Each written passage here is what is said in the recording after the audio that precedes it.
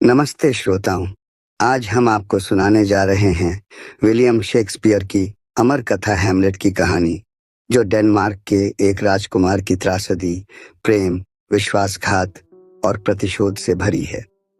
तैयार हो जाइए एक ऐसी यात्रा के लिए जहां हर मोड़ पर छिपा है एक नया रहस्य। तो चलिए शुरू करते हैं।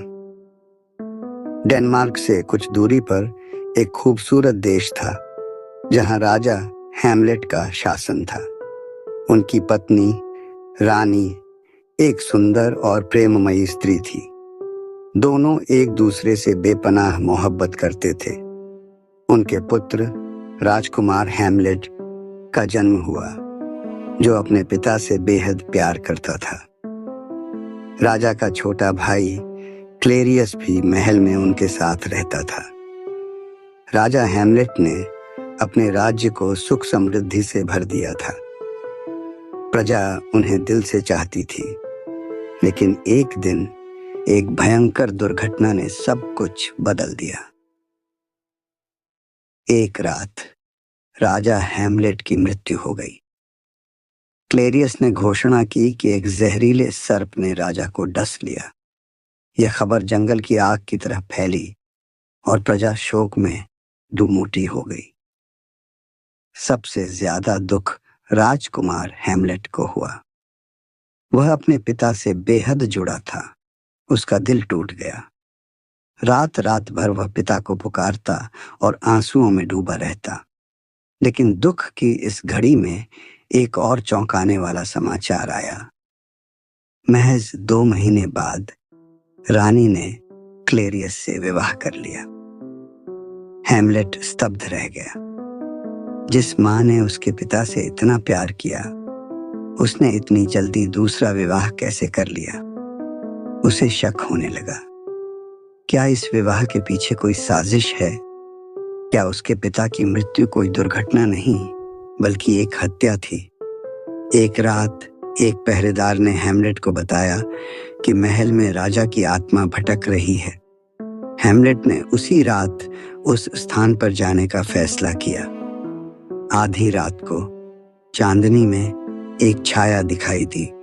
राजसी पोशाक में वह कोई और नहीं, उसके पिता थे। कुमार, मेरी मृत्यु कोई दुर्घटना नहीं थी।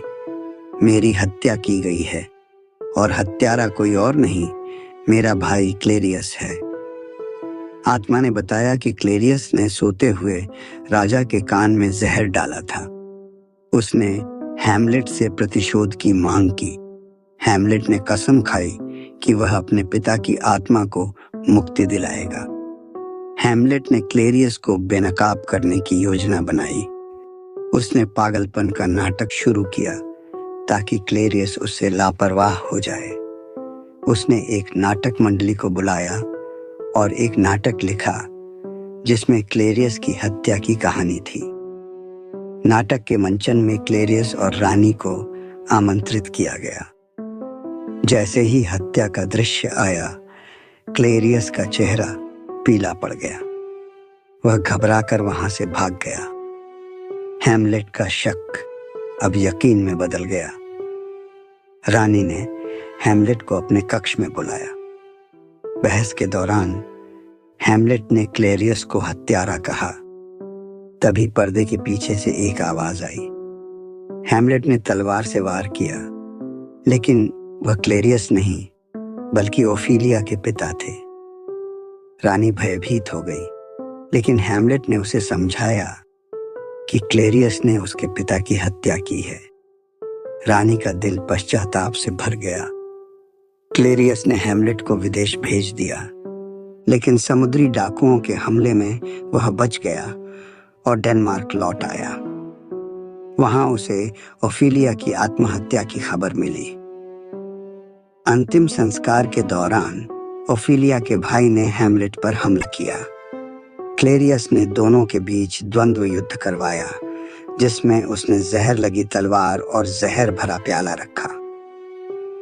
युद्ध में हैमलेट घायल हो गया, लेकिन उसने ओफिलिया के भाई को मार डाला। रानी ने गलती से जहर वाला प्याला पी लिया और मर गई। हैमलेट ने आखिरी ताकत जुटाई और क्लेरियस के सीने में तलवार घोंप दी। क्लेरियस मर गया। हैमलेट ने अपने पिता की आत्मा को मुक्ति दिलाई, लेकिन जहर ने उसे भी लील लिया। पिताजी, आपकी आत्मा अब मुक्त है। इस तरह हैमलेट की त्रासदी समाप्त हुई। एक कहानी जो प्रेम, विश्वासघात और प्रतिशोध की अमर गाथा बन गई। श्रोताओं, कैसी लगी आपको यह कहानी? अगर आपको यह पसंद आई तो लाइक, कमेंट और सब्सक्राइब करना न भूलें। हम फिर मिलेंगे एक नई कहानी के साथ। तब तक अलविदा।